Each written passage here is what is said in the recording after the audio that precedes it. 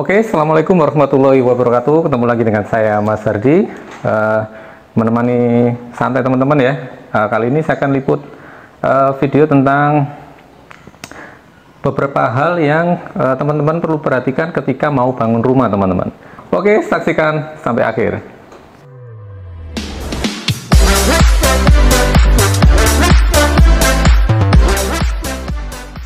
Oke, santai aja teman-teman ya, sambil menemani teman-teman program di rumah aja ya. Jadi kita pelan-pelan aja.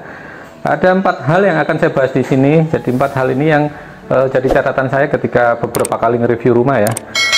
Dan ini bisa jadi masukan teman-teman ketika mau bangun rumah. Yang pertama adalah parkiran teman-teman. Jadi pastikan teman-teman kalau mau bangun rumah itu punya parkir mobil ya, parkir mobil. Bisa carport atau garasi. Kalau garasi itu kan ada ruangan khusus, ada penutupnya gitu ya. Kalau carport parkir ada di depan rumah seperti itu. Yang pertama, beberapa catatannya adalah siapkan jatah carport itu minimal sebesar mobil idaman teman-teman. Misalkan mobil kita oke, sekarang mungkin city car ya, atau hatchback kecil, misalkan seperti nggak apa-apa ya sebut merek ya, misalkan kayak Agya, Brio, Jazz seperti itu kan. Itu kemungkinan panjang nggak sampai 4 meter, nggak apa-apa. Cuma untuk membuat carport atau garasi, idealnya adalah teman-teman menyiapkan ukuran sebesar mobil idaman teman-teman. Misalkan nanti ke depan kepingin mobil seperti SUV ya, sekelas SUV, misalkan all new Pajero, all new Fortuner. Jadi teman-teman sudah nggak bingung lagi ngatur garasi atau carport, ngerenov dan lain-lain. Itu udah disiapkan dari awal. Itu yang pertama. Yang kedua, oh ya sebelum saya lanjutkan,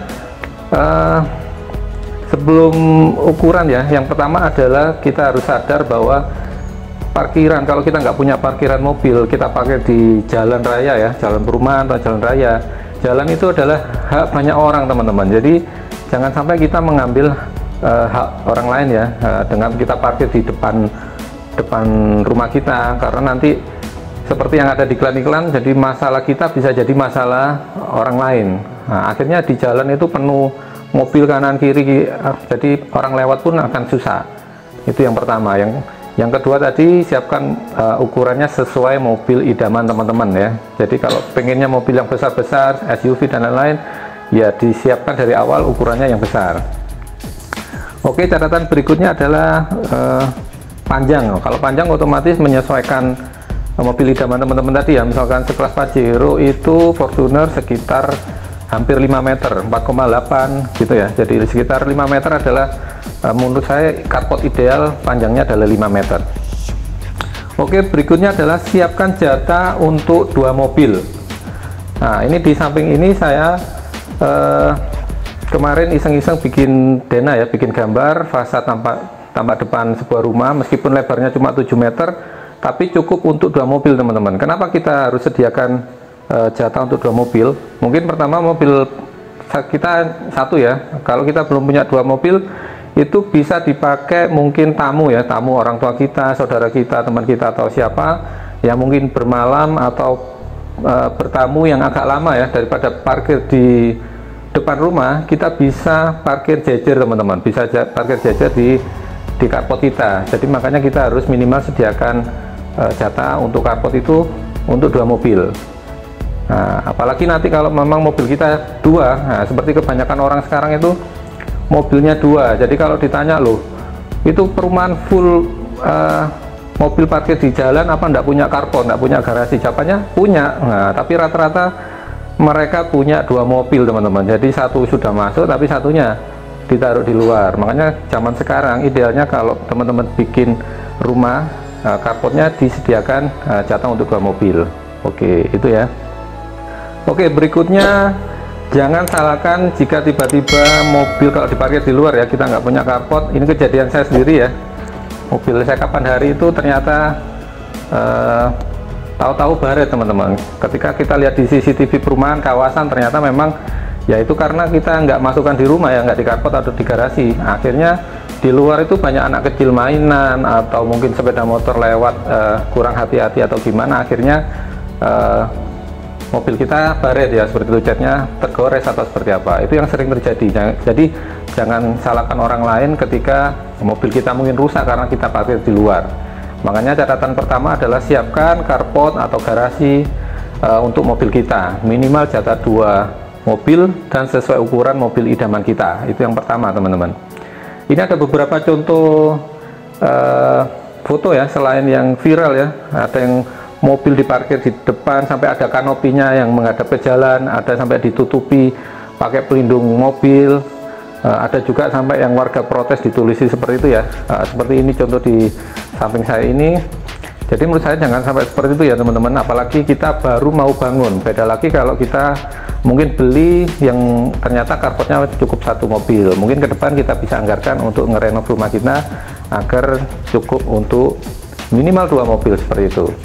Dan saya nggak berbicara rumah yang kalangan tertentu ya, mungkin kalangan tertentu rumahnya besar, mobilnya bisa pakai 10 mobil dan lain-lain, tapi saya bicara rumah yang kebanyakan orang Indonesia. Sekarang kan rumah itu rata-rata ukuran mungkin sekitar 7x14, 6x12, 8x20 aja sekarang jarang. Perumahan-perumahan rata-rata itu lebarnya 7 atau 8, 9 seperti itu ya. Tapi kalau 9 rata-rata ke belakangnya juga enggak panjang seperti itu, kalau lebarnya lebih lebar. Jadi rata-rata luasnya akan sekitar di bawah 100 meter persegi. Oke, itu catatan yang pertama untuk garasi ya, untuk parkiran mobil kita. Yang kedua adalah balkon, teman-teman. Jadi teman-teman kalau mau bangun rumah, terutama yang 2 lantai ya, biasanya ada bangun balkon. Balkon itu seperti teras yang ada di lantai 2. Saran saya beberapa kali review rumah di YouTube saya ada, lebih baik dihilangkan teman-teman. Karena apa? Karena beberapa kali saya review itu mesti kotor dan mau masuk ke balkon itu pintunya juga susah karena memang jarang dipakai. Karena zaman sekarang itu suasananya udah beda. Jadi mungkin panas, terus sekelas Malang pun ya, Malang Batu yang dulu di Jawa Timur ini terkenal dingin, sekarang itu menurut saya sudah nggak sedingin dulu ya. Jadi apalagi yang di daerah tropis selain daerah pegunungan, itu jarang sekali dipakai teman-teman. Balkon ini menurut saya lebih baik dihilangkan. Jadi kita bisa optimalkan fasad tampak depan rumah kita desainnya tanpa balkon. Itu yang kedua ya. Yang pertama parkiran mobil, kedua balkon. Yang ketiga adalah teras.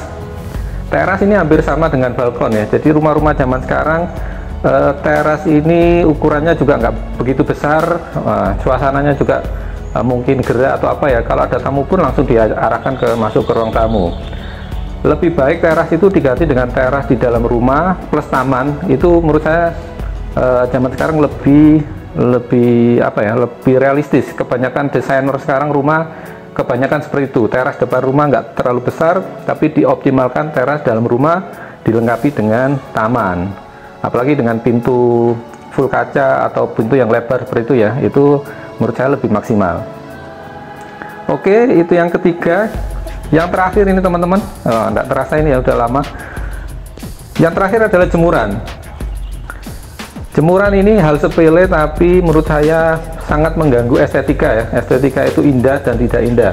Jadi kapan hari saya nge-review perumahan yang cukup ternama dan cukup bagus banget, tapi ketika ada jemuran di depan rumah, nah, biasanya kan ada jemuran model aluminium gitu ya, jadi terkesan kayak pameran teman-teman jemurannya itu. Jadi estetikanya akhirnya turun drastis, rumahnya harusnya bagus akhirnya jadi kurang menarik seperti itu. Itu yang keempat adalah jemuran ya. Lebih baik teman-teman sediakan di belakang atau mungkin di deck tersendiri di lantai 2 atau apa ya, disediakan khusus ruang untuk jemuran. Kalau memang tidak mau ribet lagi, kita bisa pakai jasa laundry.